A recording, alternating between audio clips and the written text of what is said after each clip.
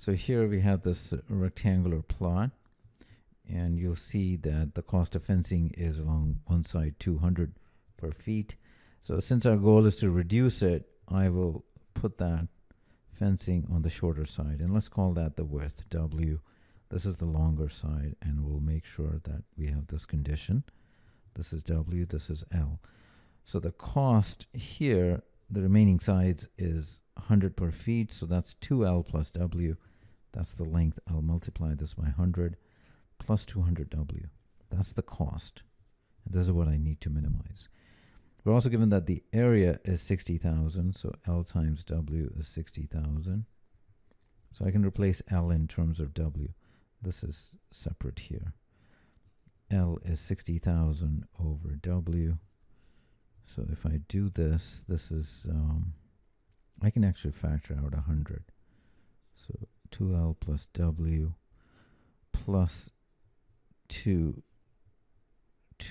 because this is 200, I'm factoring out 100.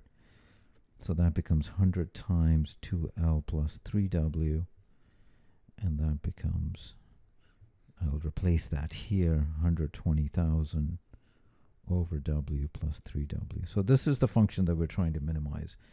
Now, if you know calculus, you can take the derivative of this, and that would be 120,000 over W squared plus 3. Equate that to 0 and figure out the W squared, which would be 120,000 over 3.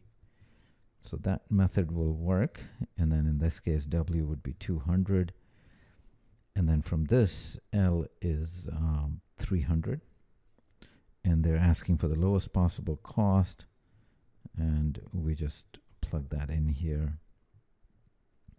2 times L is 600 plus W is 800 times 100 plus 200 times 200, 80,000 plus 40,000, and that's 120,000, which is choice A. So you can take this approach if you're comfortable with the calculus method.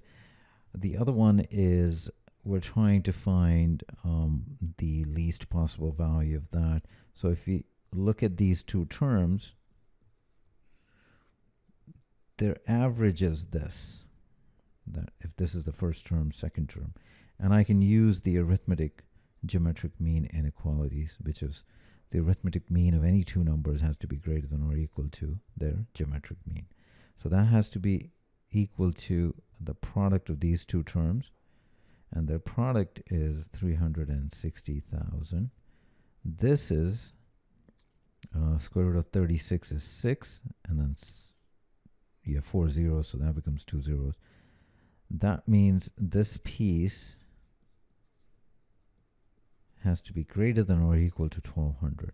Now note the cost function, I had 100 here because I was only focused on what was inside here, the parentheses. So I have to multiply this by 100.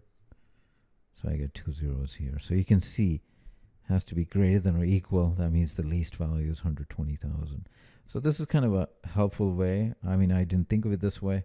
I just kind of used the derivative to figure out the lowest possible cost, and that's how I got the answer. If you're interested, this was my original work. So you can see it was pretty quick for me, and that's probably what I'll do under exam conditions, as you're just trying to get the answer with any method. But of course here I'm just kind of explaining how to go about it. So to summarize, the answer is A.